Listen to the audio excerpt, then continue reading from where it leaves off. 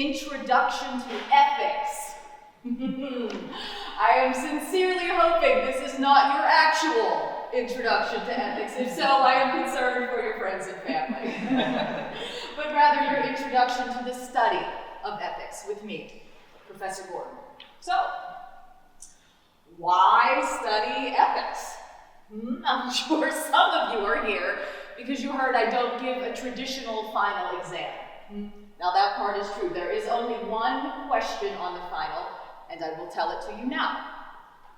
Is your highest ethical responsibility to yourself or to other people?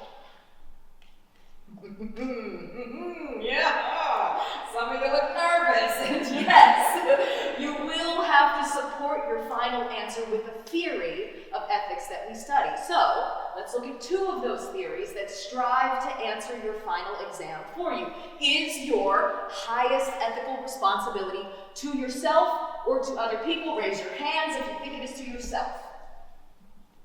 What? Nobody thinks that? You're just too scared to admit it? Raise your hands! Ah, yes! Some brave Nietzschean souls. And how many think it's to other people? Ah, yes, the Confucians, huh? No, not the confusions. Some of you look like the confusions right now. Yes, these are two of the philosophers we will be looking at more in depth. An epic showdown of Nietzsche versus Confucius. In this corner, weighing in at 180 pounds, with some questionable political leanings and a penchant for Faulkner, we have Nietzsche!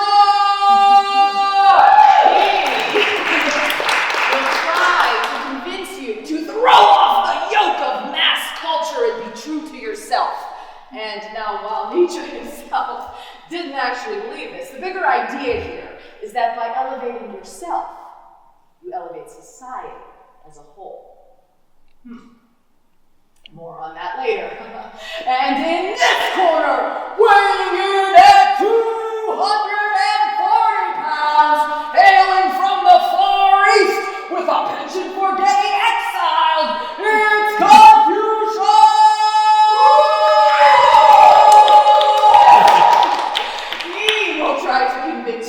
That your highest ethical calling is to your family and your role in society. And by fulfilling that role well, you fulfill yourself along the way. We'll see who wins your hearts and minds this semester. We meet again on Wednesday. Oh, and I forgot one very, very, very important thing. Do not lie to me this semester. If you lie to me, your ethics professor, and I find out about it, you will automatically fail this course. Do not pass go, do not collect $200. And I will warn you now, the ghosts of the dishonest students who have come before you have blown your covers and them onto you. I know all about changing the font size just on the periods to make the paper longer. I know about changing the time zone on your computer to make the time stamp look like you submitted your paper by the deadline. Do not lie to me this semester. Have a great day. I'll see you on Wednesday.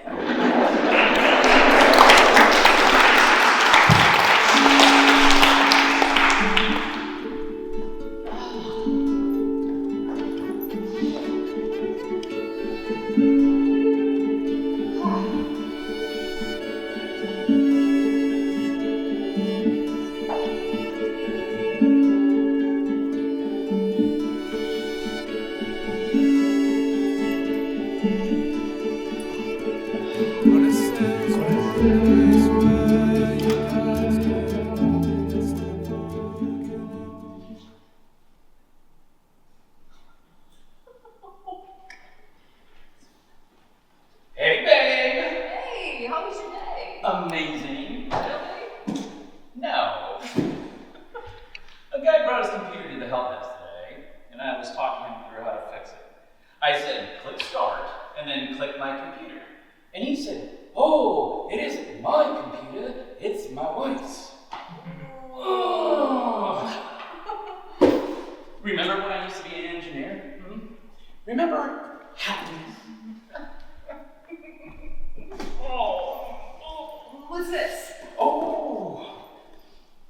rock polisher. I got a book on identifying different kinds of rocks. Thought maybe I'd go hiking this weekend, see what's around here, polish them up, start a collection. Ooh, that sounds great. I mean, there are only 3 kinds of rocks, but there are 9 different rock formations. Who knows? Maybe I'll Pokemon it and collect them all! Ugh. How was your day? Oh my God. Oh! Do you remember that article that I wrote last summer? I just found out it's getting published. And they want me to speak on it at a conference in Boston. How crazy is that? You want to go to Boston? Heck yeah, congrats! It's going to help so much with tenure. And the woman from the conference said that she thinks that it could lead to more speaking engagements, maybe even another book. Well, I'd say you had a pretty good day. Yeah, that was the highlight. Other than that, you know, first day of the semester, lots of still am I. Did you make anyone cry this time? I don't make them cry. Except that one girl, Lucy, Lola. She cried at everything. That wasn't me. Nah, it was a little you. Okay, it was a little me, but I'm sorry. If the syllabus makes you cry, I can't help you. That's what I told her. And then she cried some more. And then you told her you had to go, and you left her there. Didn't have to go, but I told her she could come back and cry during office hours the next day. That's why you are going to be a wonderful and terrifying mother. Speaking of which, it's test day. Hey-o, let's go. I already took it before you got home. What? It's like the 20th time, Ben. We don't have to make a production out of it every time. Plus, I can't stand to see you crash into despair again. I don't do that. Yeah, you do it every time. Sometimes it comes out in going for a run or eating a whole cake or both at one really unfortunate night. Oh, that was a long night at the ER. The point is that you do it, and it makes me feel awful. Hey, you aren't a failure. I don't ever want to make you feel that way. Yeah, I didn't say I feel like a failure. You know what I mean. Yeah! So? Was it a no? See? No big deal. It's fine. Yeah, next month. Lucky try number 21. Yep.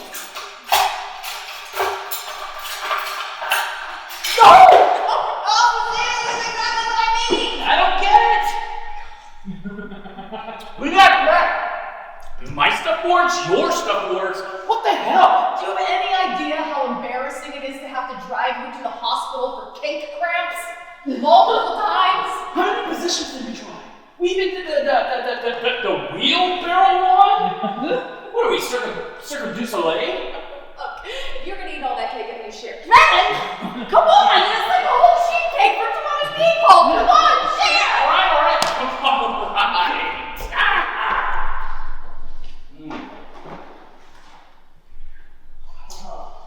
I started researching again. The tests we can get, hormone shots, there's in vitro. That was all so hard on my body, though, but it's expensive. You can't afford that. Well, what's the alternative? We just never have kids? I mean, that was our original plan. Maybe we were right the first time. Maybe it's just not meant to be. What do we know? We were kids ourselves. We didn't know what we wanted. We do now, right? We've changed our minds. Of course we did. I've got good news and bad news, and then some more good news. Please, God, I thought you left hours ago. No, I'm still here. What's the news? What's the news, Leaf? Okay, well, the good news is that was a tiny trick. But the bad news is that you let it go long enough and it caused some big problems. I pulled out that cabinet, the part behind it is soaked. I think the whole floor has to be replaced in there. I can do that for you. Oh, God. How long is that going to take? Like a week? Okay, you said that there was more good news. There's a family of rabbits hopping around outside the window in there, and it's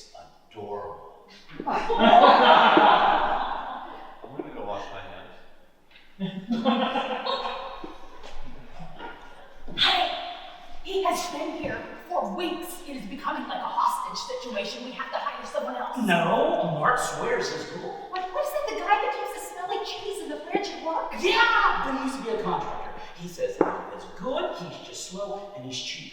He's gonna fix it for way less than anyone else. Well, it'll be like a year. He's in our house every day. Hey, you're the one that's so worried about money. I'm not even convinced he's a certified. How was everyone's day? It was great, Leaf. We know so little about you, and you are here so much. Why don't you tell us a little bit about yourself? Like, how did you get into construction? It's a funny story.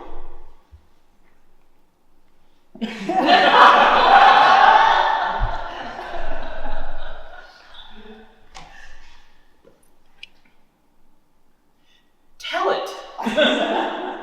Well, I took a semester off from college to go to Guatemala with Habitat for Humanity. I didn't know anything about building when I got there, but it changed my life. I built my very first house, and this little Guatemalan family stood in front of it and looked at me and said, "No tenemos hogar, pero no viviremos aquí." Wow, what does that mean? We are homeless, but we won't live here. Humanity did not want my habitat. I decided if I was going to do this, I'd become like the Lance Armstrong of construction. So, I did some drugs, worked really hard, and built a lot of habitats that humanity did want. Then I came home and I built the house I live in now. Wow, oh, really? Oh yeah, it's a tree house off Route 6. Wait, you live in a tree house as like your permanent residence? Oh yeah, it's amazing. Like, I'm free. Plus, I'm an avid bird watcher, so it works out great. You're just sitting there eating dinner and you're like, there's one. Well, I should get going. Any other questions? So many. Nah, we're good, Lee. Thank you. No problem at all. I'll take the cake and I'll see you fine folks tomorrow.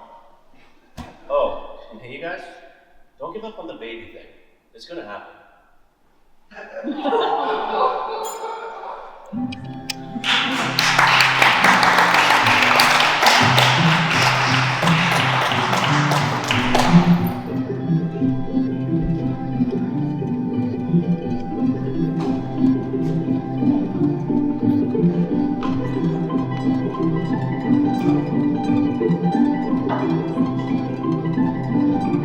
It's not my place to speak of these things. I know it's bad luck and curses and rains, but it's impossible for me to avoid the boy wants love. I think I have destroyed, and I really should just let it go. It's clearly out of my control. Hey, hey! Hey, Leaf. How's the bathroom coming? It's getting there. I got some good news and some bad news. Great. The bad news is, I replaced all the flooring, but after I did, I noticed the bathtub looks like it's sinking, and it turns out the flooring was rotting under the bathtub too. So I have to rip that out and redo all that flooring too. How long is that going to take? Like A week? Okay, but it's been like a month since the last time you said it was going to take like a week. I don't know, man. Like, the house tells me what it needs. How much is that going to cost? Oh, no additional cost. Is that the good news? Oh, no. The good news is, I got my life coaching certification today. Done? What? Wait. Wait, you got your what? My life coaching certification. Oh, what are you going to do with that? Coach lives. Why? I can help people with whatever they need, but my specialty is helping people break free of the lives they don't want to be living and start living the life they want. At least I think that's my specialty. I haven't coached anyone yet.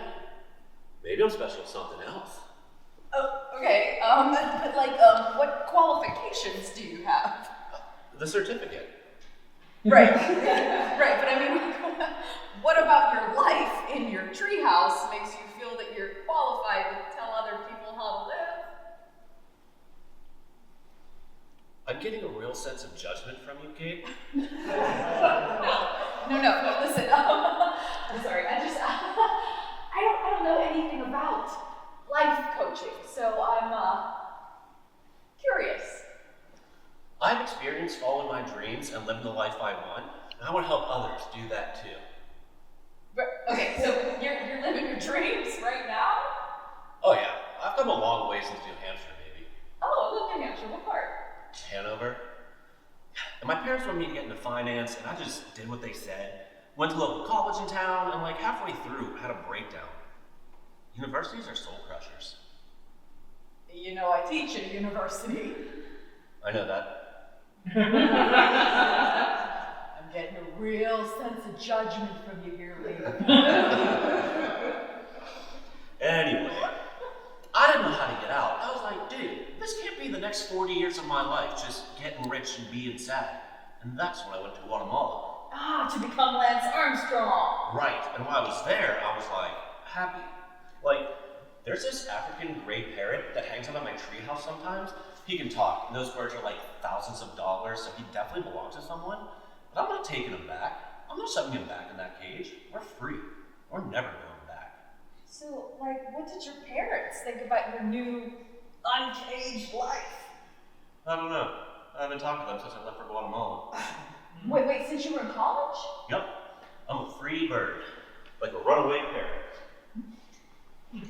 Cool. I'll be back tomorrow to rip out your bathtub. Hey, man. Hey! Here's that bird book I told you about. I'll see you tomorrow. Tomorrow? Why is he coming back tomorrow? He has to rip out the bathtub. It's free, it's fine. Why is he giving you a book? It's a bird book. I fell into this YouTube spiral about bird watching. You can get this app that's a bird checklist and try to mark off all the birds you see. Hey, you like this? There's even a bird watching code of ethics. Yikes, how deep was that spiral? Most Wednesday night. What about the rocks? I can do both. Look down, there's a rock.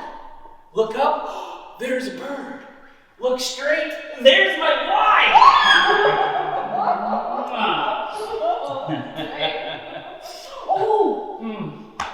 Get this.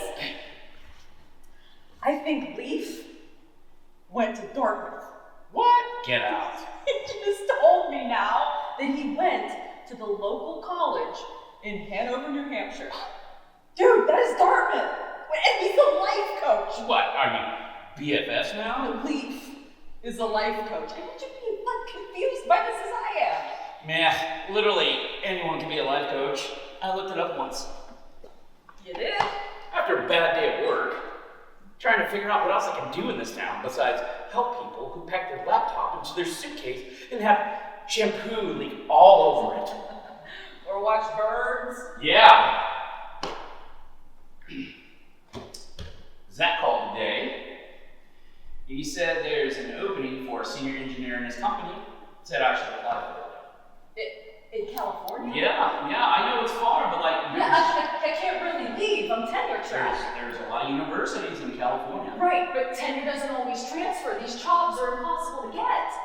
I know a guy who's full-time at NYU, and he moved out here for his wife's job, and he's never been full-time again anywhere in 25 years. Yeah, I get that, but there's nowhere to do what I do in this town. We have talked about this. There are plenty of places. This is a big town. We have talked about this, and the only jobs available here are for junior engineers, and that's like $30K. Yeah, and it's more than you're making at Best Buy. It's not even about that.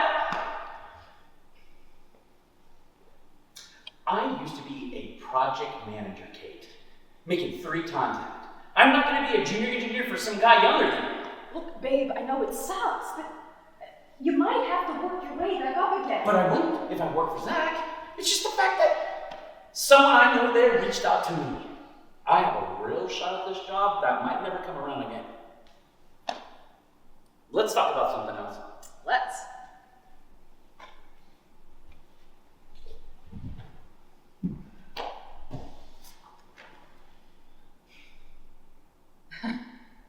Oh my God. Do you remember Mitchell?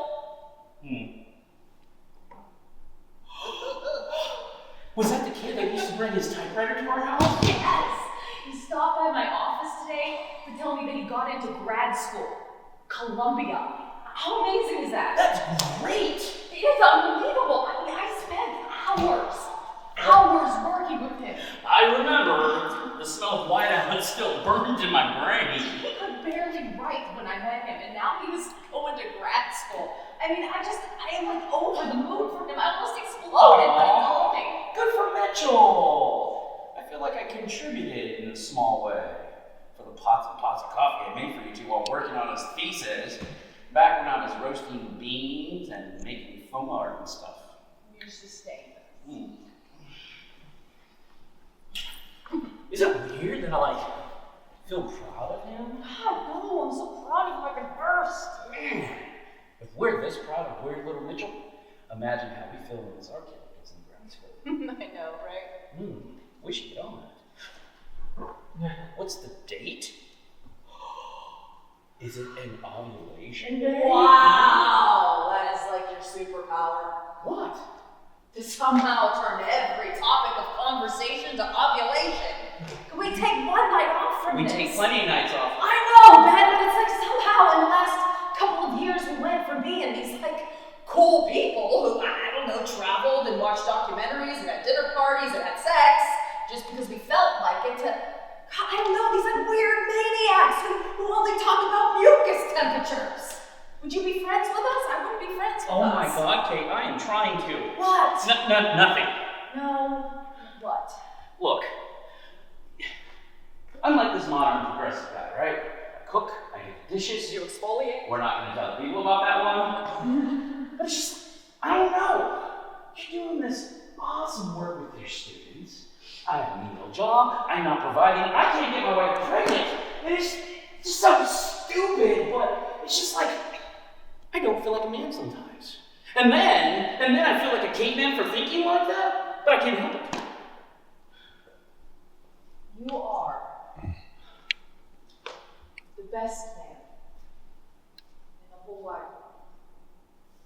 None of that stuff matters. Oh, except it does. We say it doesn't matter, but it does. And if it's an ovulation day, we just don't want I know, this. I get it. It just...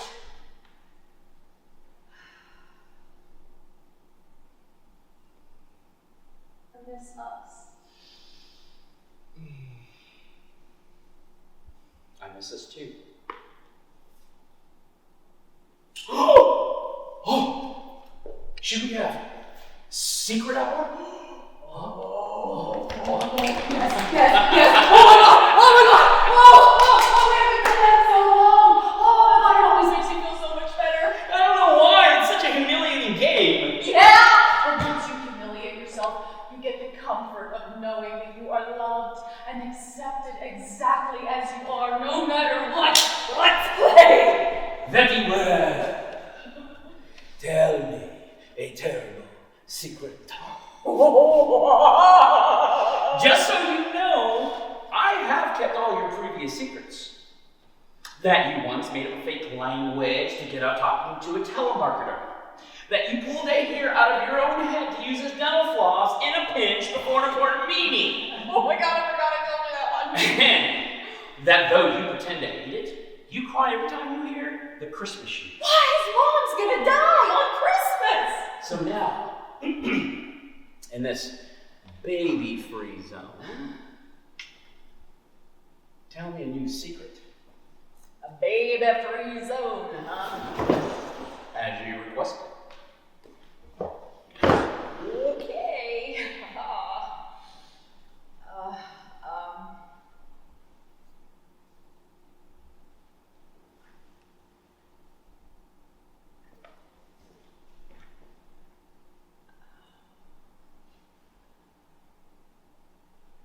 I think three-legged dogs are creepy as hell.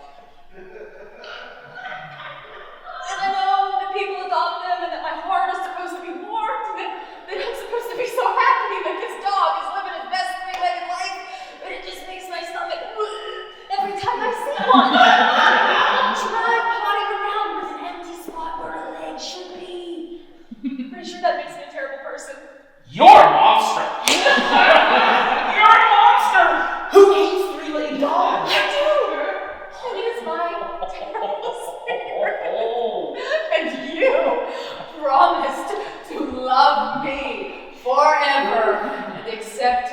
Exactly. Yes, I am.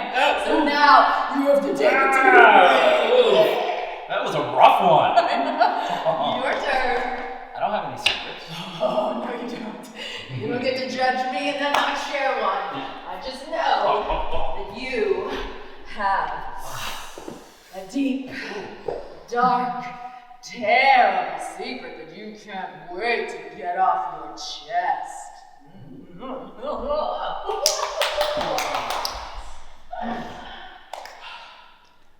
I do. What is it?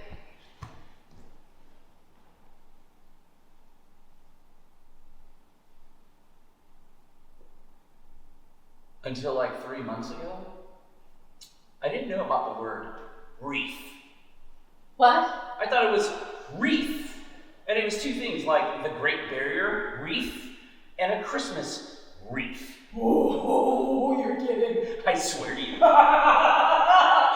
my God, you're married to a teacher. Oh, that is so much worse than mine. Oh, I'm telling everybody. You have to accept me as I am, secrets and all. For those are the rules of secret hour, and they are written in stone. Well, I'm a monster, and you're an idiot. Monster and idiot, together, forever and ever and ever and ever.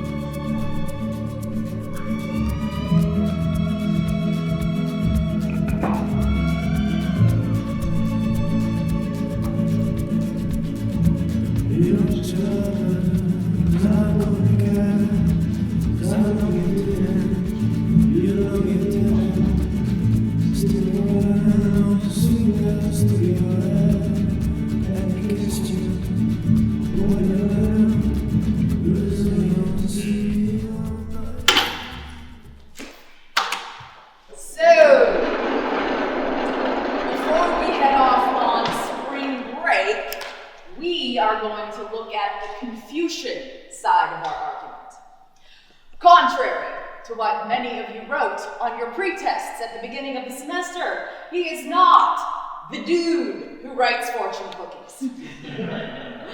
Fun fact, while Confucius is from China, fortune cookies are not. They were started in San Francisco. Confucius, our Chinese philosopher, says that your highest ethical calling is to your family and your role in society. Now his big idea was the concept of Ren. No, Stimpy. Ren means humanity. And in Chinese, the literal translation is two persons in relation. Get your mind out of the gutter, Mr. Stanley. What he means is that we are only fully human when in relation to other people, fulfilling our roles in society. Now, those might be the roles of a parent, a colleague, a daughter, a spouse, a part-time pizza delivery guy in Mr. Stanley's case. But here's the kicker. Let's say that you are a parent, caring for a child. Now that role requires patience, care, selflessness. Now Confucius says that you can't just go through the motions, you actually have to feel those things. And he says that people who don't lack virtue. They remain self-interested, egotistical, trapped in themselves. They go from being Ren to being Zhao Ren, which is a petty, small, diminished person. But that's not to say that you can't learn virtue. Both Aristotle and Confucius agreed on this. They also agreed that the best way to do this is to model virtuous people. Identify people around you who genuinely inspire you to live a better life, and then model what they do. They are your pole star. So, on these index cards, I would like you to write down your pole star for the second half of the semester.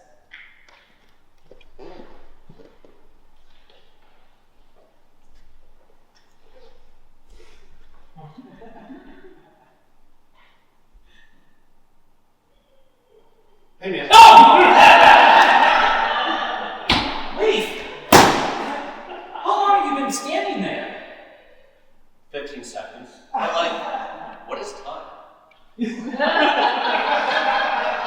Oh, great. Let's see what virtuous people we will be mirroring this semester. Buddha. Good choice. Dr. Martin Luther King Jr. Gandhi. Jesus, wow. You guys really go for it, huh? Good luck. Alrighty, here we go. Ooh, my dad. Just gonna have to trust you on that one. And,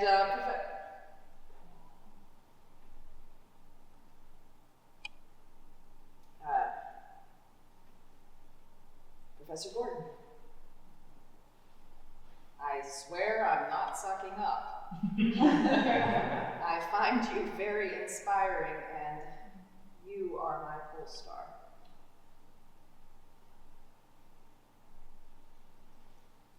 Better hope that's not a lie, or you're doubly screwed, am I right? Alrighty, that's all for today. I'll see you after break.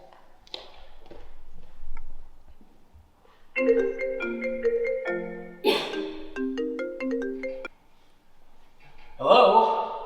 Yes, this is he. Oh my God? Is she okay? Oh God! Oh God! St. Mark's Hospital? I am coming. I'll be right there. I am on my way.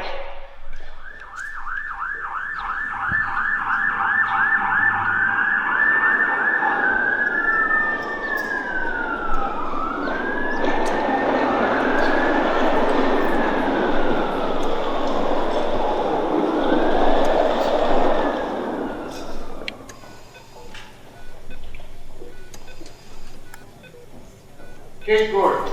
Yes. How is she? The wife's going to be fine. She has some small internal injuries. She's just coming out of surgery. She's a little banged up, but she'll be okay. She was talking with us just fine before she went under, though. Not everyone has a sense of humor in the ER. She's funny. Yeah, she is. She's amazing. Thank you. Thank you for helping her. Hey, have you been in here before? Did I treat you for cake crap? Was it a bad accident? Was anyone else hurt? My understanding was she was the only car involved. Went off the road and hit a tree. Why would that happen? Oh, could be a number of reasons. Animal ran in front of her. Maybe she fell asleep or passed out at the wheel. It can happen when you're under stress. Yeah. We've been under some stress lately. Let's see. Well, she will be a little loopy for a bit, but you can go in and see her soon, okay? Oh, also, she kept asking about this before she went under, but you can let her know we were able to replace her IUD. She was drunk? No, that is a DUI. IUD, birth control. Rare that an accident like this could jolt her loose, but we got it replaced. That can't be right. We've been trying to have a baby forever. How can she be taking birth control? Oh, you don't take it. It's an intrauterine device about this big inserted into the uterus. It's on her chart. Maybe she didn't know she had one? Definitely not. Look, the good news is she's okay. She should be awake in just a bit, and you can go see her.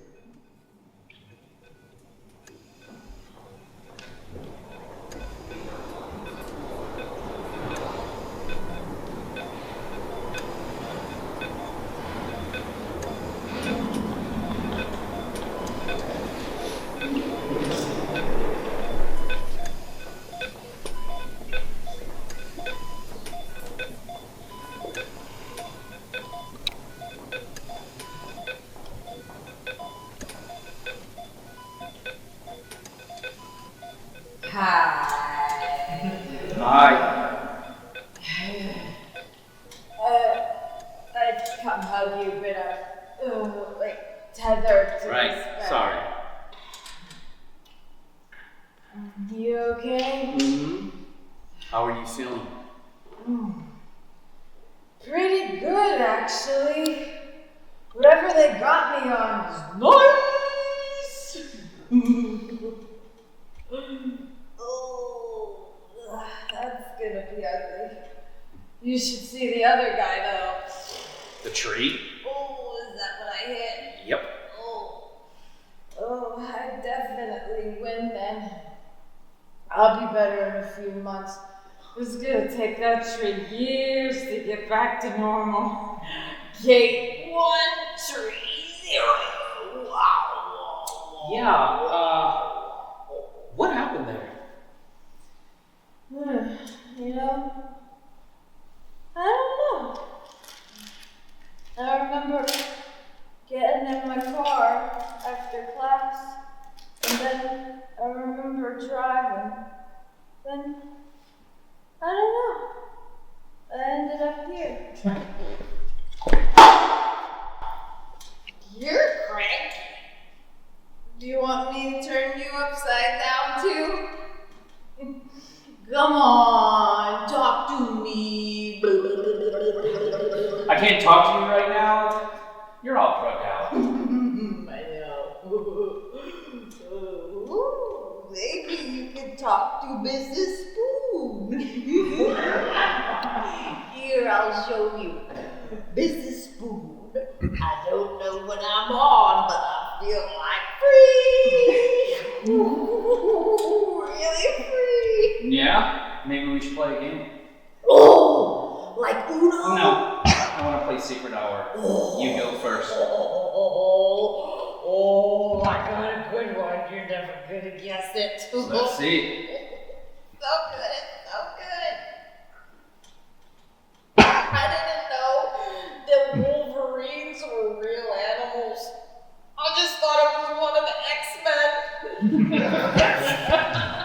I mean, if they would have called him Wolverine Man, I might have been able to piece it together. Because there's like Spider-Man and Batman and Spiders and Batman are real. Wolverine Man would have really helped me out. Also, I'm on birth control.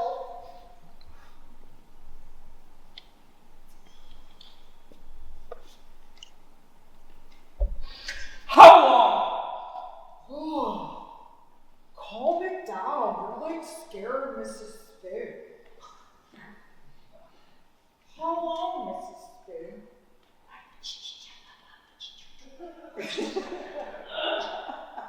She said 2 years. 2 years? 2 years? Why? Why would you do something like this? Why, Kate? I'm not having this conversation with a spoon. I'm so sorry. It's like so rude. I can't do this right Oh now. my god, there's lots of reasons. Did you know that when her friend Michelle had her baby, that her vagina got ripped to shreds? She had to wear a diaper, like a literal diaper, for months. And your boobs are never the same. Your nipples will point straight down for the rest of your life like a cow. You just become this like giant diaper cow. Moo. Stop! Please, stop! Oh, I'm sorry. Is this hard to hear about? Is that the reason why she doesn't want to have a baby? No, it's all irrelevant. She just heard about it once and now she can't stop thinking about it. Well, then why? If none of that is the reason, then why?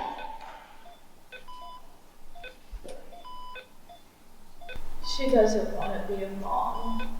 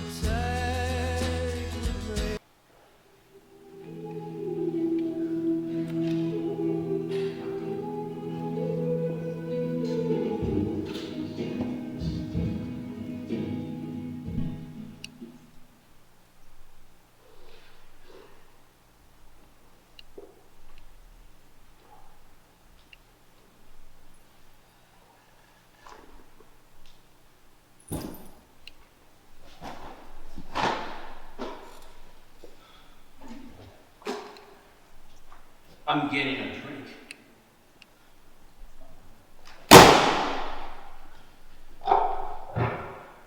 I haven't had a drink in 2 years because I thought it was going to slow down my sperm. Tonight, I'm having a drink. So, are we going to talk about The spoon conversation it? didn't do it for you? Don't make jokes, Kate. I know that's your thing, but I can't tonight. I can't. Talk to me. Remember, you promised to love me forever and accept me exactly as I am. I'm not really sure that's on the table right now. I am going to need a lot of answers.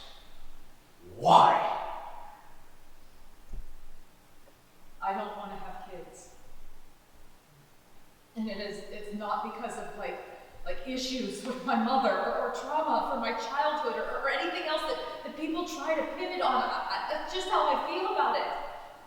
Some people just don't want kids, and I shouldn't have to justify it any more than that. I just don't. Why wouldn't you tell me that? I did tell you that. I told you that when we met, and I told you that when we got married, and you said that that's what you wanted to. But then you changed your mind. Oh, you changed your mind after you got fired.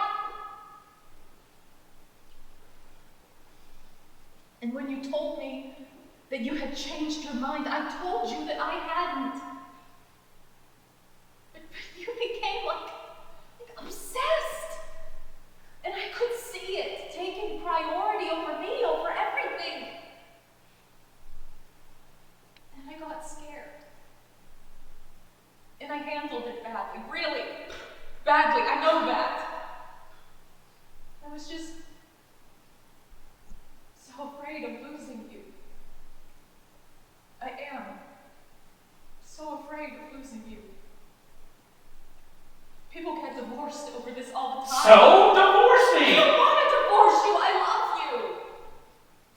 I love our life. Why do I have to lose that? Why would you want to lose that? Why? Why is this person who doesn't even exist yet matter more than me? Me and the life that we have built together. Where we bring each other coffee at work because we stayed up too late the night before watching murder documentaries. Where we order in brunch on Sundays and eat in our pajamas. Or we forget to go camping every year until it's almost too late and then complain all night because it's 40 degrees out. We've spent 8 years building this. I don't know, Kate. I am trying to wrap my head around this. Let me get this straight. We had all songs, and you told me you wanted to have kids. And then you went and got this that would ensure we wouldn't have kids. And then you pretended to be surprised and disappointed every month when you were pregnant for 2 years. You really are a monster. You know that?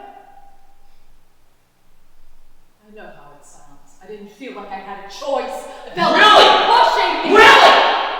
Because it sounded like you had a choice every second of every day to lie to me. Over and over, millions of times. Forget the fact that you did like an insane thing. The layers of deception and betrayal here are unbelievable. And what? You just hope I never find out? No. I knew that if I kept telling you how I really felt, that you would probably leave me for someone else. But if I tried to have kids and couldn't, then you would stay.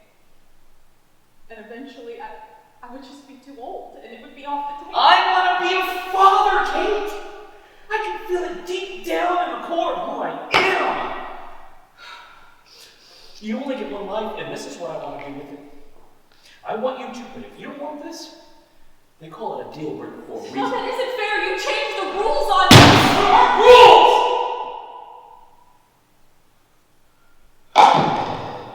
It's life. It's being a human being. Change the rules? You change personalities. I don't even know who the hell you are. Yes, you do.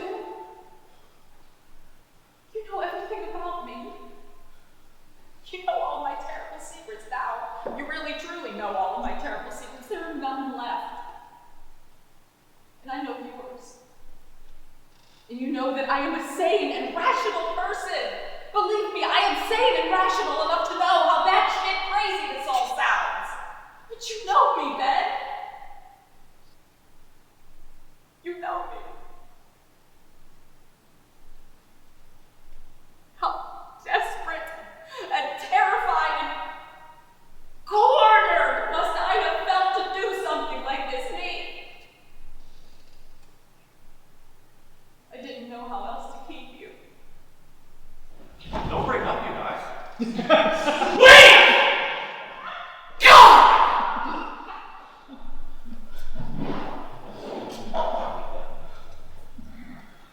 I'm going for a walk. Ben, please. I got some good news and some bad I don't want to hear any news, leave. Just do what you have to do and please go home. news. Okay. The good news was I was at the hardware store and I found a part for that busty lamp over there, so I got it. Want me to fix it since I'm here? I don't care. Bad news is I've never fixed something like this before, so You heard all that? some of it, but just because I was standing behind the wall listening. If it helps, I've never thought you were monstering. I knew. Knew what? But you weren't trying to get pregnant. What do you mean you knew? There were no pregnancy tests in the trash. You know, that day you told Ben you took one before you got home. Wait, you looked through our trash?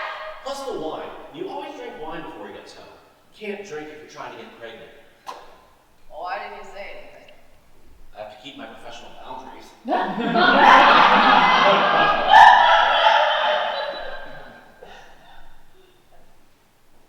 You don't think I'm a monster? I'm sure you have your reasons.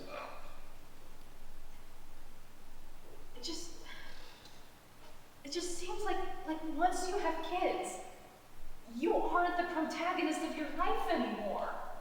I don't know, maybe that makes me small and petty, incomplete, Jalren. I don't have that pull. Whatever that pull is that makes women want to be mothers. Except when I do, I don't know. I look at my friends and how they have lost every thread of who they were in a sea of vomit and Peppa Pig, and I'm like, God, I don't want that. Then I'll see a mom pushing her daughter on the swings or cuddling and reading a book, and I'm like, well, yeah, I do want that.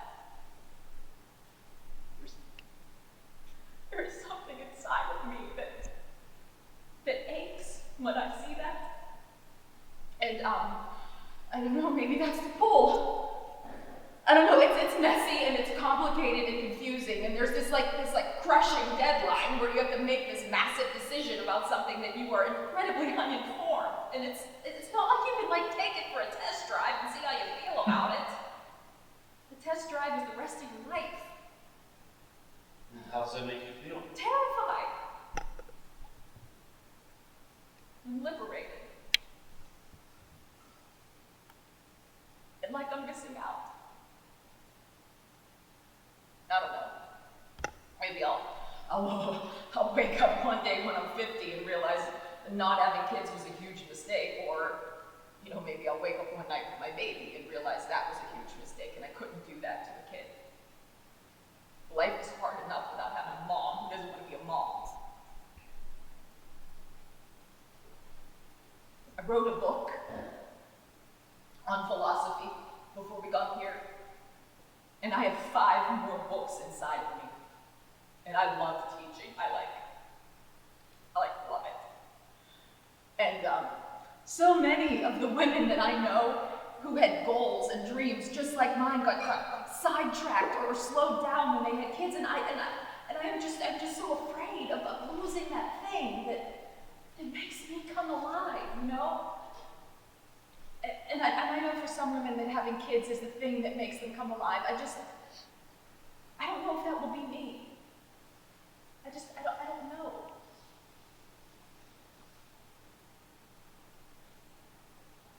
except I do know. And I don't think Ben can ever forgive me. And I don't think he should. He might.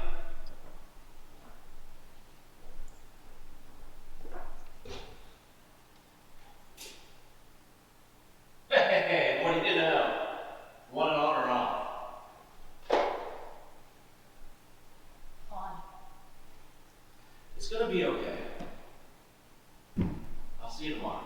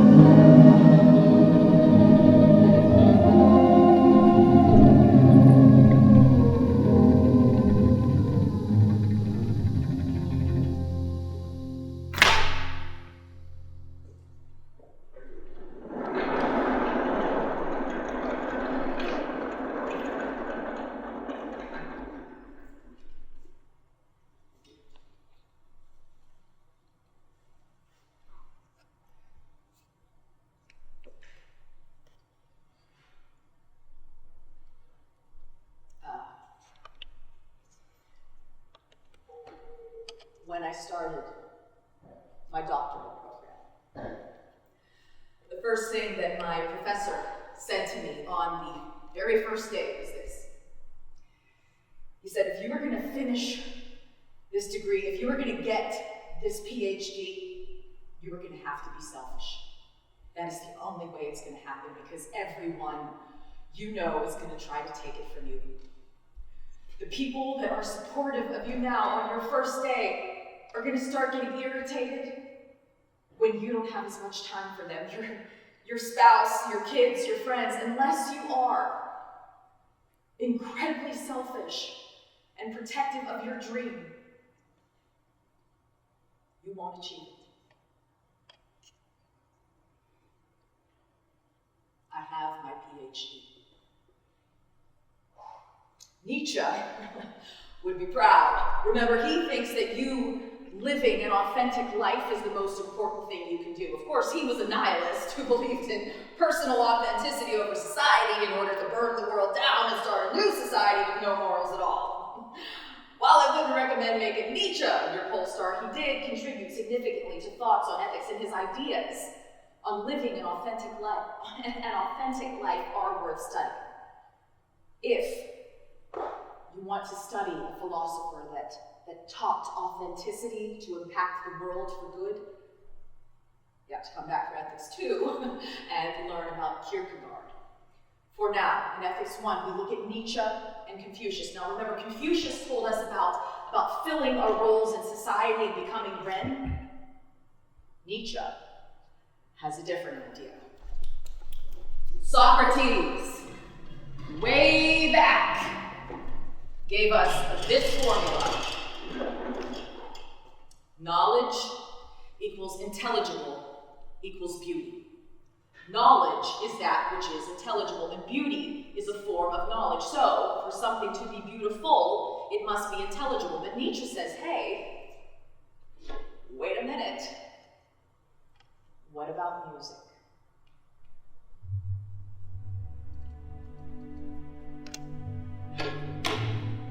People think music is beautiful.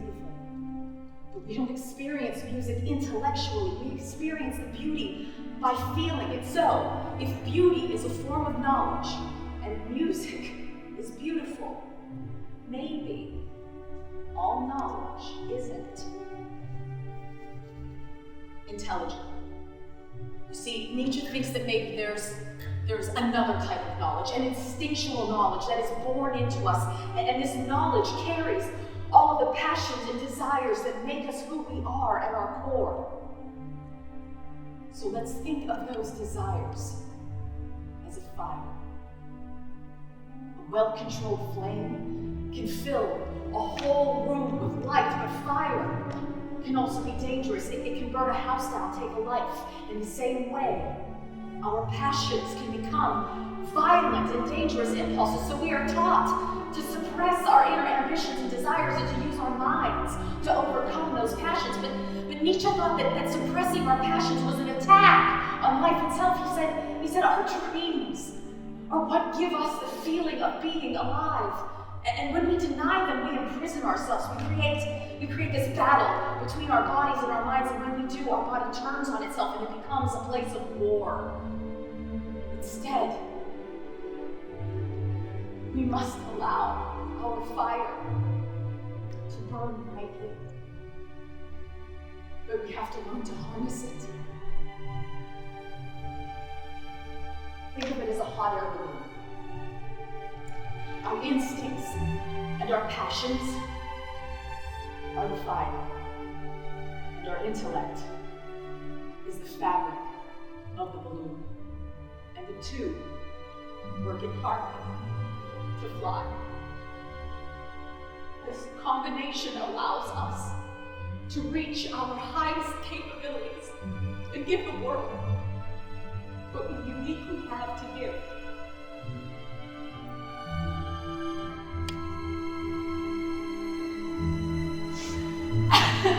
But let's be real. Achieving or creating anything worthwhile in this world is hard. It's really hard.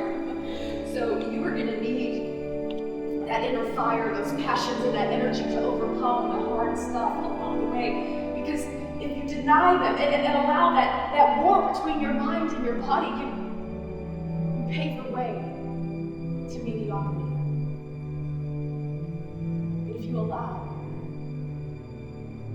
your intellect and your instincts to sail in the same direction, you live an authentic life. And as Nietzsche would say, you become what you are. And is it possible that only in being your authentic self can you impact the world?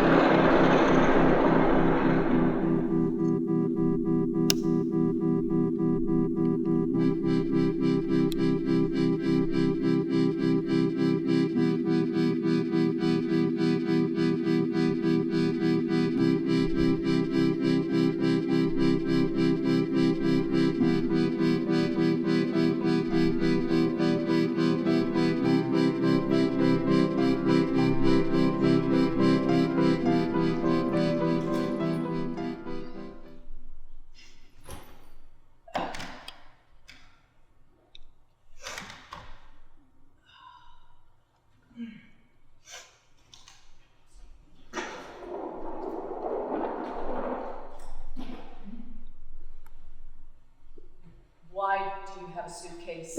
Listen, I'm going to go away this weekend. I need some space.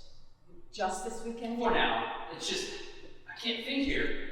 Where are you going? Michigan, to see my parents. Wait, right now? I mean, in a minute, my flight's in a couple hours. Well, you're like kind of springing this on me. Yeah, it's not much fun, is it? Well, wait, don't you need your heavy winter coat? What? Michigan in April.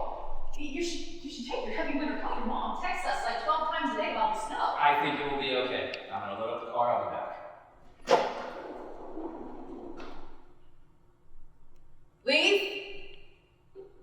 Leaf, come on out. I know you're here.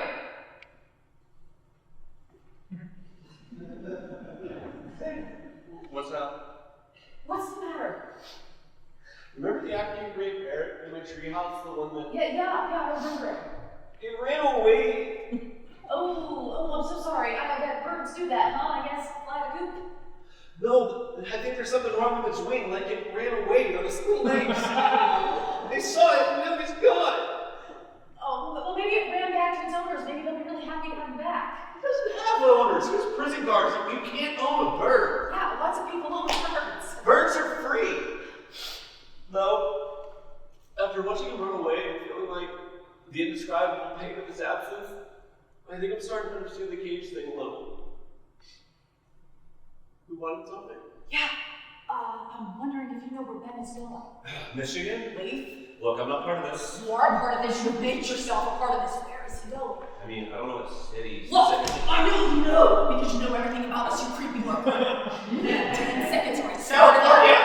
He's going to California. I knew it about the job. Yeah.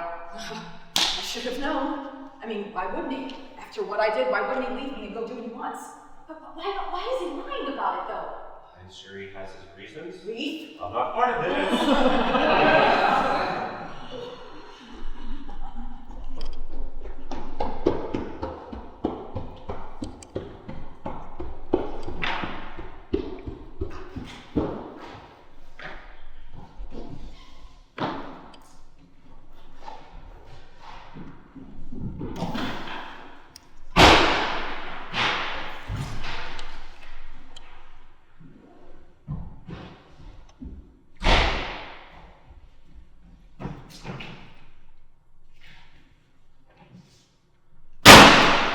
Jesus!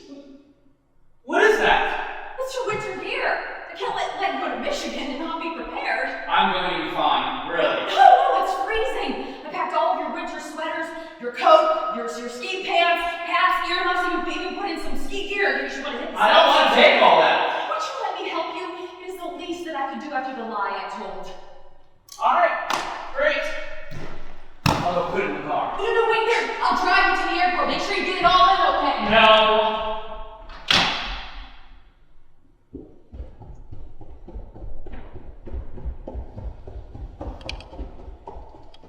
I'll drive myself. No, I'm gonna miss you. I was thinking that, after you head out, that maybe I would give Kyle in California a call. What? Why? Well, I mean, it's been so long since you've seen him, and who knows when you're gonna see him again. I just thought it would be nice to invite him out for a visit, cheer you up after everything. Should I call him? What do you know? What should I know? Alright. Fine. Since you're so good at keeping your own secrets, and you're so good at figuring out everyone else's, you win, as always. I'm going to California about that job. You can hardly blame me. No, I don't blame you. You do what you want to do. I just don't understand why you're lying about it. Because I didn't know if I'd get it, and I didn't want to add more drama to it. It's nothing. It's just an interview. An interview? How do you have an interview already? It's his third interview. What? The first two were on the phone, I heard them. Oh my god, I just keep talking. Nothing matters. My bird is gone. What do you mean you heard me? I was here. You should just assume I'm always here. No, we should not assume that.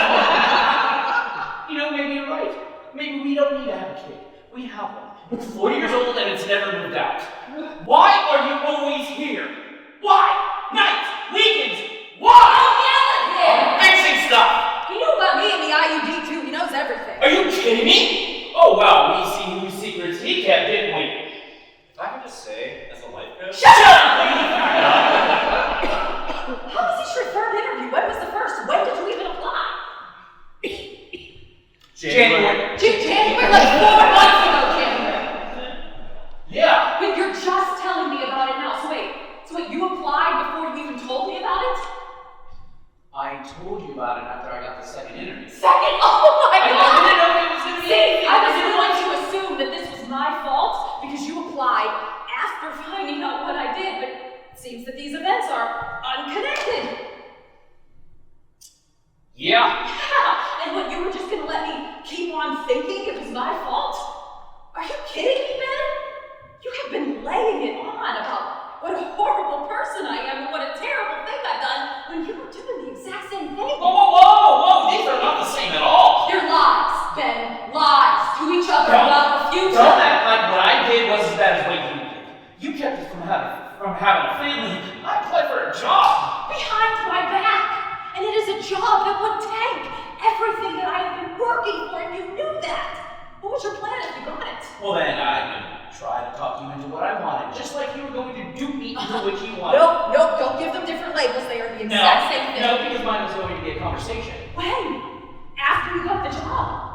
That isn't a conversation. We already had the conversation, and you just didn't like how it went, so you barreled on And ahead. yours was going to be an omission of the truth, and so I could never have a family. You have a family! You have a family! This is the family that we agreed Well, then to! my family just sat there and watched me not have kids, hate my job, hate this town. I'm drowning here, Kate! My God! You watch me reach for anything. Anything to buoy me up and give me something to hold on to. Rock collecting, coffee roasting, bird watching. I mean, thank God that IUD worked, right? Because you'd be a shit mother. You want to play that game? Alright. How about this? It's your own fault you hate your life now because you got yourself fired, and I'm sick of dancing around it for your ego. You know that You made a series of choices, including some lies that got you fired. But you know what? Maybe you wouldn't have had to tell those lies if you were a good engineer. You never seemed to care so much about having a baby until you lost your job. That's not true. It's like you're trying to replace your identity with something and you picked a baby. And you're always just like floundering around, waiting for the world to slap a label on you and tell you who you are. Oh, well, if I can't be an engineer, I guess I'll be a rock collector, I guess I'll be a bird watcher, I guess I'll be a dad. That's not a good enough reason to have a baby, and it sure as shit not a good enough reason to turn my life upside down. Don't tell me how I feel what I want. Especially while you're over here with your identity so wrapped up in your job that you'll detonate your whole life to protect it. And mine too. Oh, I'm sorry. I seem to remember that me getting my job is the thing that saved us when we had nothing. And I didn't even want to teach then. I was doing this for us, but you know what? Somewhere along the way, I found out that I love it. And I'm good at it, and I have a future in it, and I'm sorry if it is not in New York or California, but this is where I got hired. Yeah, I guess they say the good teaching jobs and the people actually stole copies of the books. Yeah, I'm busting my butt for us, and you want me to bring home a salary and have a baby while you what, dick around at Best Buy? I am offering a solution. We go to California, I make the money, and you can go back to writing your little books and I'll support you. Oh, you see that right there. The fact that you can call them my little books proves that you don't get it. You're right. You don't know who I am. What do you want, Kate? This is a good life I'm offering. It's a life everybody wants. And you act like I'm some kind of villain for offering You it. are offering it! You are forcing me into it, and no! It isn't the life that I want, and you know that! I can't be tossed around in tornado bend all across the country every time you get hired or fired with no regard for my life or my feelings or my dreams! If you want to have a conversation about regarding other people's lives and feelings and dreams, I am happy to have that conversation with you. I would love to have that conversation with you, Kate. I would love to hear your thoughts on the topic and putting yourself first. But I have a plan to catch.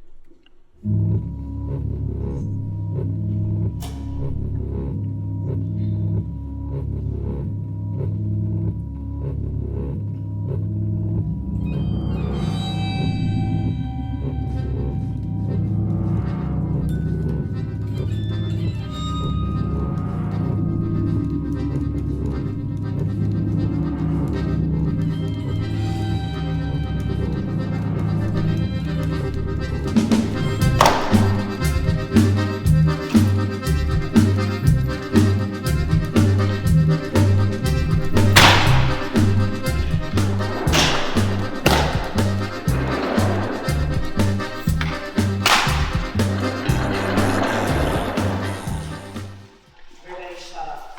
Class is starting. Shut up, Mr. Stanley! Yes!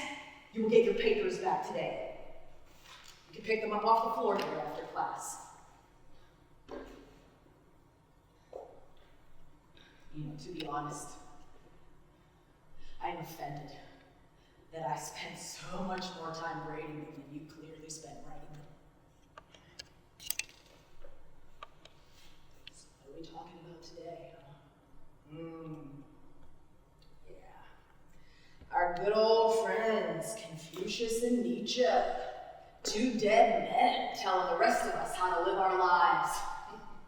You know, there are women philosophers that we'll be looking at later in the semester, but, you know, they don't get as much street cred and intro to ethics because their ideas aren't as old. Because women weren't allowed to have ideas until somewhat recently in history. But, you know, I don't think that that keeps us from the fact that our friends, Confucius and Nietzsche and their theories on ethics, cannot be separated from gender. Let's be honest. Traditionally, men are raised to follow a Nietzschean belief in themselves. He was a real misogynist, by the way. He once claimed that women love injustice and are incapable of friendship. Boys, on the other hand, are encouraged to value independence, their own rights, disconnection from others. I offer up any superhero movie as evidence. And that usually also includes seeing other people and relationships as roadblocks to becoming all you can be. Pesky Mary Jane and Lois Lane, tearing our hero's attention away from the great things he was born to achieve. Make something of yourself. Be all you can be. Reach for the stars. Become your authentic self. Frickin' Nietzsche.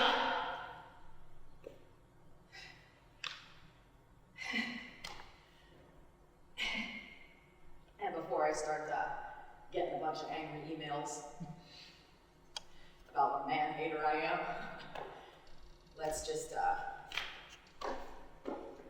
take a pause. Not all men are privileged. Race, class, socioeconomics all play a part in this. But whatever class a man falls into, the idea of masculinity gets planted, and historically, he is more privileged than the women of that class. And it is even worse for women of color, or women who are trans, or people who are non-binary. Because let's talk about women. No, this is not on the syllabus for today. But because I'm changing the syllabus. Because it is my class, and I am in charge, and I can talk about whatever I want to talk about. What? And is this going to be on the test? Yes, this is going to be on the test. The test is called your life. So, let's talk about women who are typically shoved into a Confucian destiny, because women and people with uteruses are the only ones who can get pregnant and give birth, so it all falls on us. We are the only ones who can fulfill that particular Confucian role in society.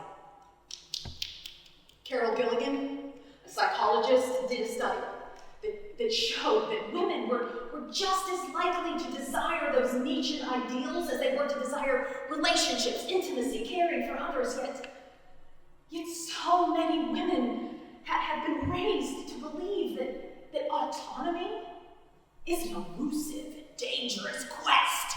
You are a wife. You are a mother. That is the highest aspiration you should pursue. And maybe some of you want to pursue that. And for you, that is you being your authentic self, and there is nothing that Nietzsche or Confucius or Carol Gilligan or I or anybody says should ever convince you otherwise. But it is not always as clear. For some of us, is it? Yeah, I think we're about out of time. I wasn't planning on lecturing on this today, so I don't have a nice neat little wrap-up for you on this topic. I don't think there is one. I don't think the world has a nice, neat wrap-up for you on this, but I do think it is important to talk about, because if you are pondering the big question, is your highest ethical responsibility to yourself or to other people, I think you have to consider how your gender plays into your ideas about who you are and who you are expected to be. Don't forget your papers.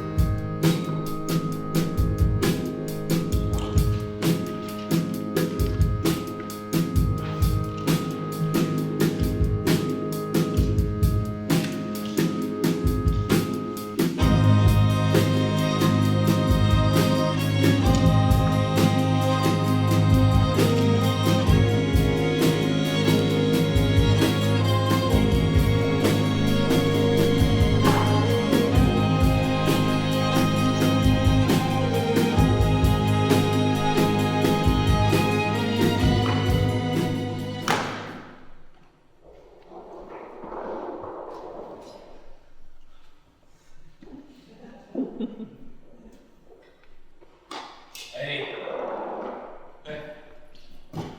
Look, things got kind of heated before I left. I'm sorry you got caught up in the middle. I said some things I shouldn't have. No.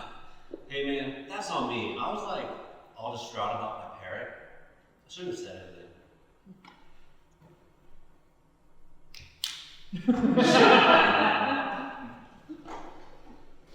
Did you get the job? I don't know yet. Wasn't one of my best interviews. I was distracted. Is she here? Nah, she'll be home soon.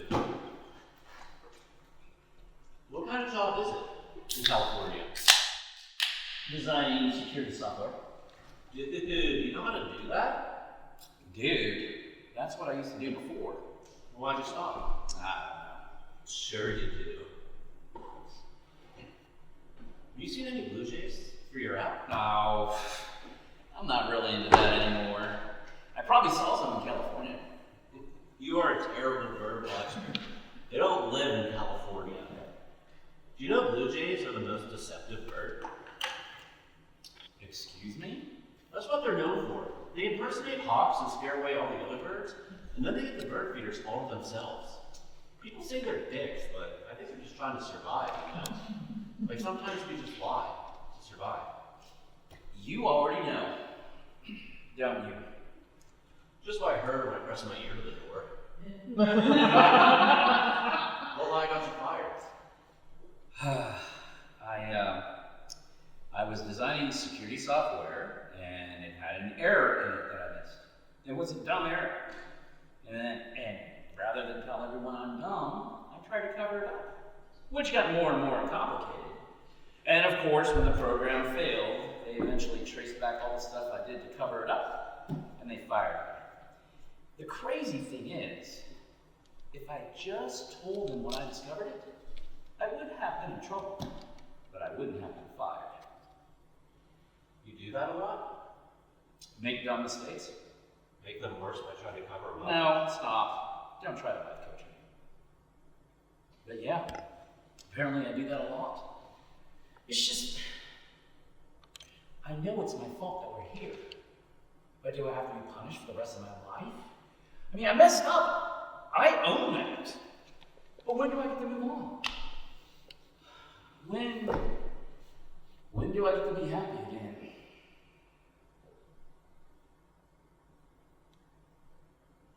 Hey. Hey.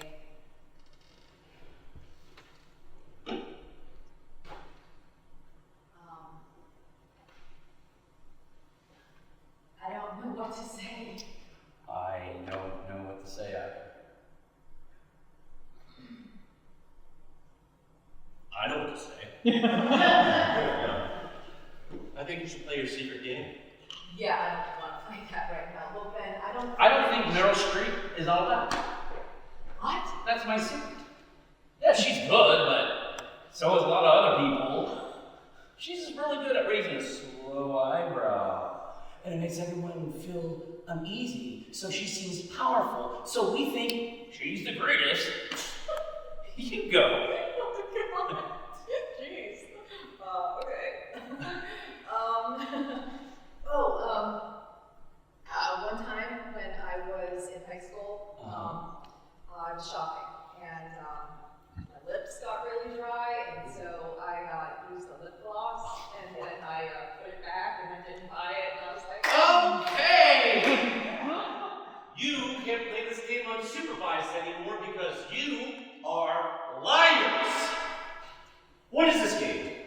Unimportant safe secrets we tell each other while our real secrets eat us up inside our? Do you ever share anything real? Meryl Streep? Petty crime? Come on. You have someone that you can share the deepest parts of who you are with, and you don't do it. Chicken out every time. I have one. Your house has been fixed for months.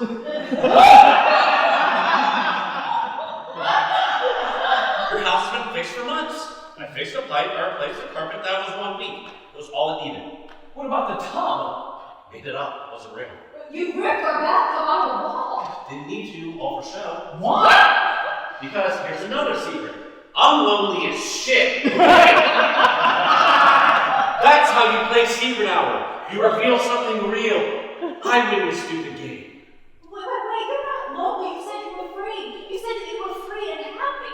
Yeah, you know what comes with being free? Being totally alone, because as soon as you invite someone else into your life, you aren't free. But I came here and I fixed your pipe, which, by the way, took 2 seconds with a wrench. Learn a skill. I don't know. I liked you, and I like talking to you, and eating cake with you, and you have indoor plumbing, which is like a big deal when you live in a treehouse.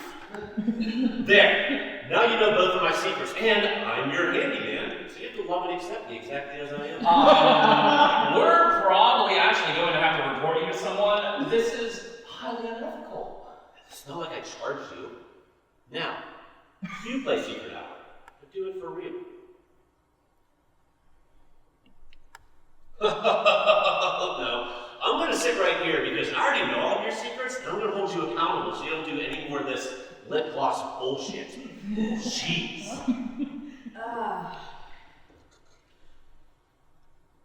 Okay.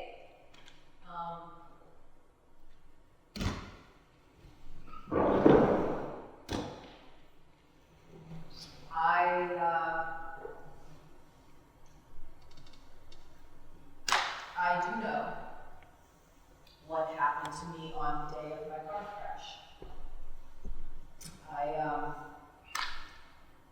taught my ethics class that day, and one of my students said that I was a pole star. Which is? As a person that inspires you to live a better life. And she said that I was hers. And I knew that I was about as far from being a virtuous person as you could get. And it wasn't that I was crushed by the secret or the lie. What got me, what really scared me, was how good I was at faking it. And how nobody, not even you, knew who I really was. And that I could go on fooling everybody for as long as I wanted, and it just made me feel like no one would ever really know me for my whole life. And I just felt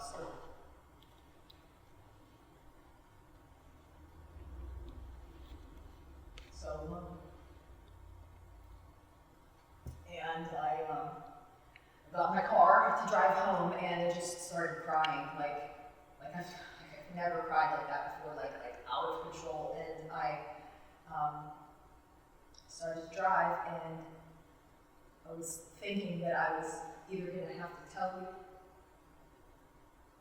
and that would be the end of us, or I was going to have to go on living this lie for the rest of my life, being alone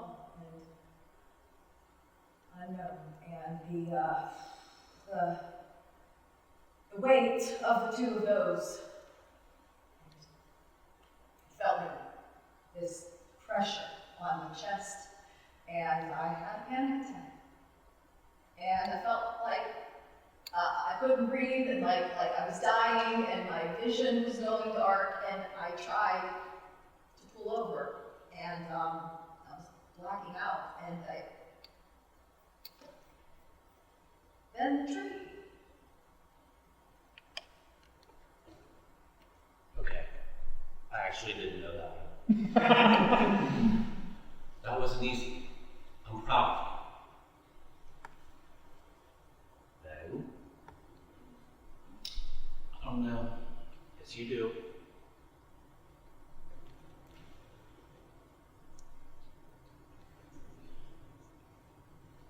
It really hurts when you say that I only wanted to have kids because I got fired and I'm trying to fill some void. That's not true. I didn't used to want to have a kid because my dad was so, you know, I didn't think I'd be a good dad. But remember before we moved here when Richard asked me to help coach his kids soccer team? Yeah, you said you didn't want to do it.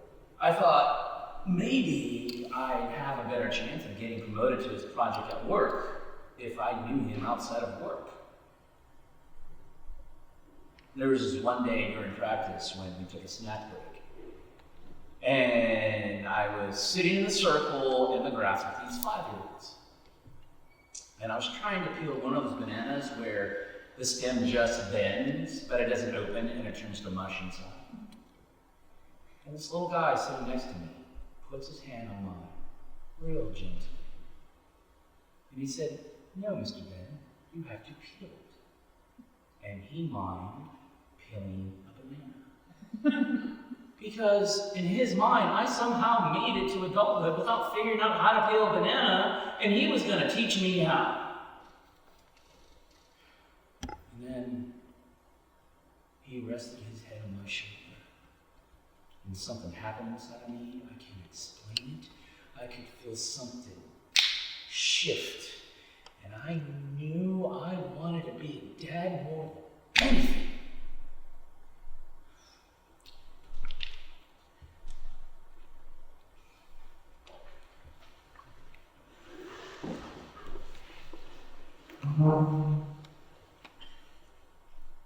I think we've been growing apart for a long time. I felt it. And maybe some part of me thought that having a baby would help that too. But I just think we're becoming and growing to be different people. And we didn't want to admit it so badly that we've turned into crazy people the past couple of years.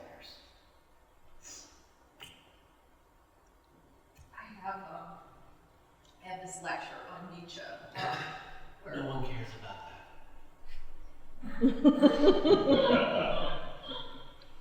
where when you aren't your authentic self, your mind and your body are war. And I felt that for a really long time. I felt that all the way into the tree. And I was just so afraid of you keeping me from who I wanted to be. And this whole time, you were at war too because I was keeping you from who you wanted to be. I think you're right. Wait. You guys are supposed to, work it out. I don't think so. No, guys, that's the whole thing. If you want to have people in your life, you can't have everything exactly the way you want all the time. That's the trade-off. Everything in my life is exactly what I want, except for the part where I'm so lonely I had a breakdown over a parrot and hid out in your house for 4 months just so I have someone to talk to. Is that what you want? Do you want to rip out and reinstall a bathtub 6 times because that's what you're choosing? That's certainly not what I'm choosing. Wait, 6 times? Come on, Leaf. You come on! You guys can't break up. Leaf. Kate and I care about you very much. But sometimes two people aren't meant to be together. It's not, you didn't do anything wrong. It's not your fault. In fact, you did many, many things wrong. But that's not why we're splitting up. Don't you think that staying in a bad marriage and reinstalling a tub aren't your only options? Like, maybe there's a happy medium, for you two? You're gonna be a really great dad someday. You're right. You're not very maternal. Okay, there's just the last bit to finish up then. The last bit of what? My session. I have a specific way to end my session since I successfully life coach you. Would you have had this conversation without me? Probably eventually. Probably with more yelling. You're welcome. I'll invoice you later. And so, to conclude my session, we choose new names.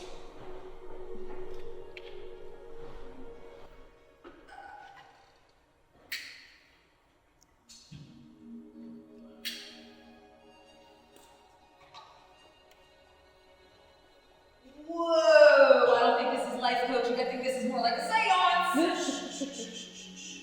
We choose new names to symbolize our new lives. My third big secret is, my real name is not Leaf. You don't say. When I left my old life, I left behind my old name and chose a new one. My real name is Anders. Guys! You really are from New Hampshire. That's pretty douchey.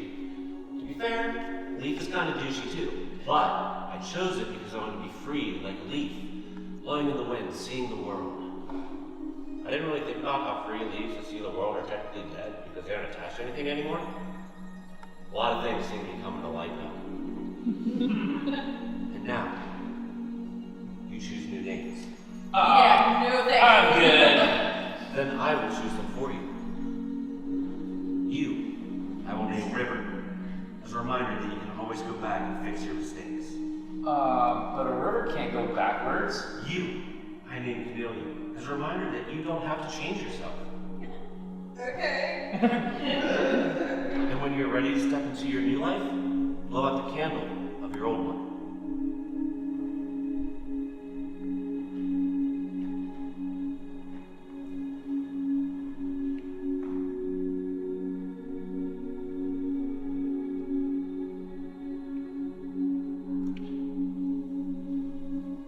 Tired of listening to ads?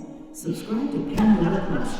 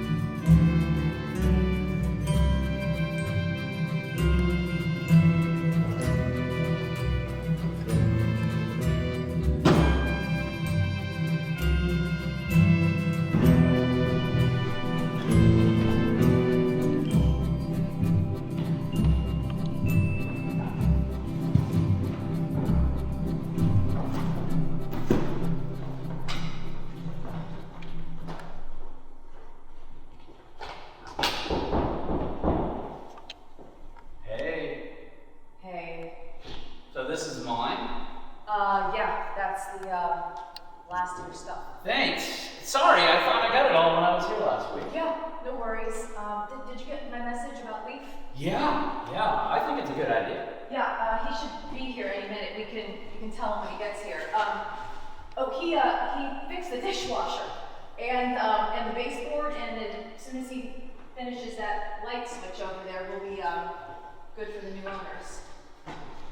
Bathroom's looking good.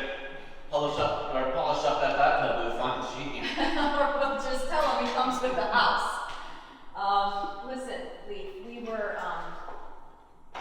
talking, and we really want to pay you for the time that you spent working on the house.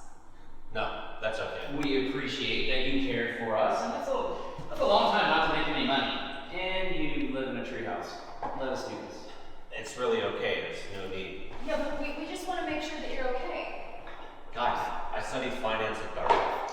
I knew it! But you didn't graduate. I was there long enough to learn about compounding interest. I have like $2 million, so I'm good. Just want to go the across town truck or the California truck. California.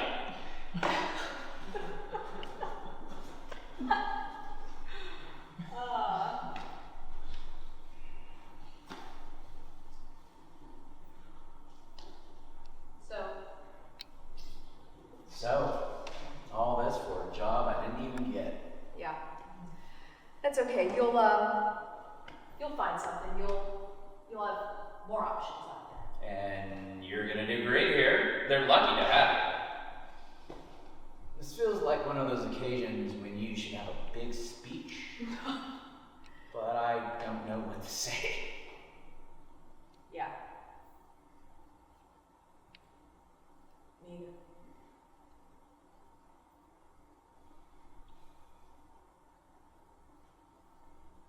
I love you. I love you too.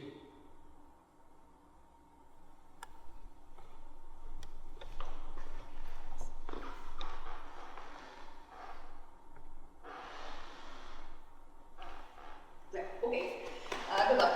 Yep. And good luck with the job and the baby and all of it.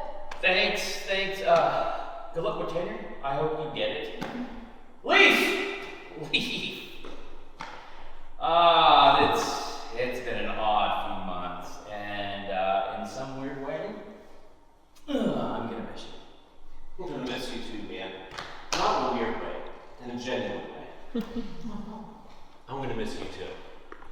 I'll just be across town. You can come help me fix something in the new place. No can do. I won't be here. I'm gonna head back up to New Hampshire for a while, see my folks. Really? Yeah, I want people in my life, and you can't be my people anymore. I mean, you aren't even each other's people anymore, and I can't just sit around waiting for another parent to find me, so I think it's time. I'm really happy for you, Leaf. Thanks.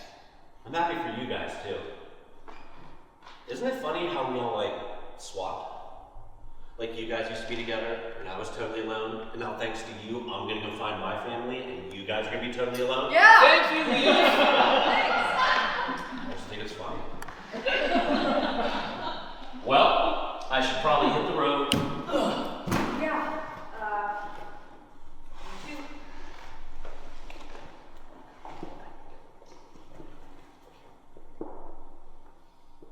Ready? Ready? Ready.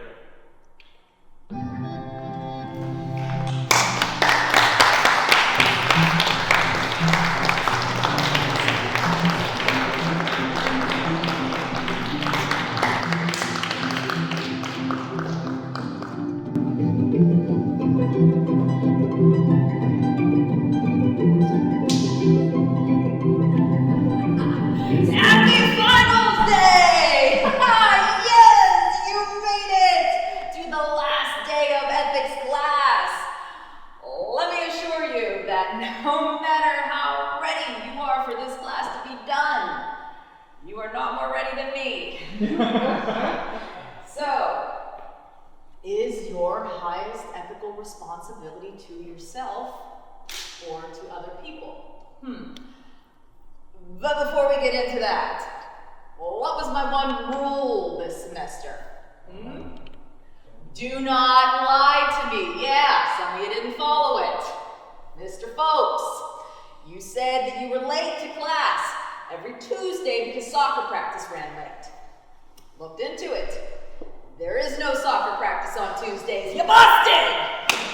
Ms. Mackey, you wanted an exemption on the first quiz because you said that the bookstore was out of textbooks and you couldn't read the first chapter. Bookstore had plenty of textbooks and records show you already purchased yours. You busted! Mr. Stanley. Have you heard of plagiarism scanning software? No? I have. You busted! According to my rule for this class, the three of you automatically fail. You don't even have to take the final today. I'm sure you're not the only three who lied, but you are the ones that got caught. However, I was thinking about our final exam question this morning, and I've been thinking about it a lot, actually, all semester, in and outside of this classroom. And in this case, is my highest ethical responsibility to myself to keep my word and uphold my policy and fail you?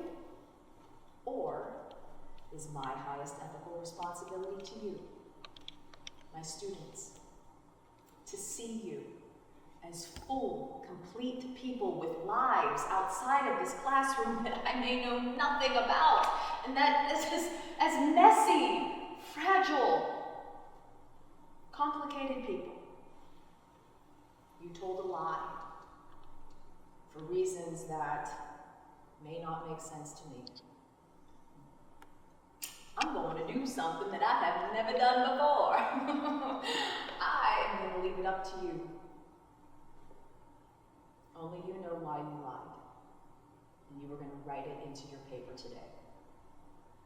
Let me assure you that keeping a lie inside of you may not affect your final grade, but it will affect your life. It will affect who you become and how you live.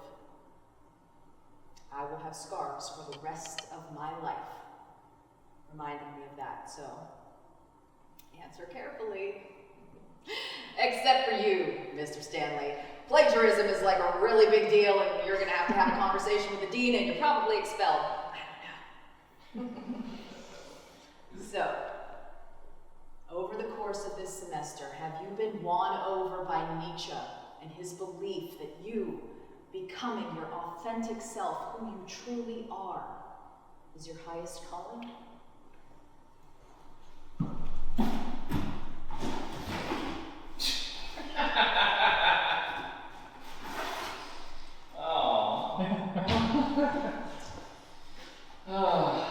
I thought I'd let you have the wreath.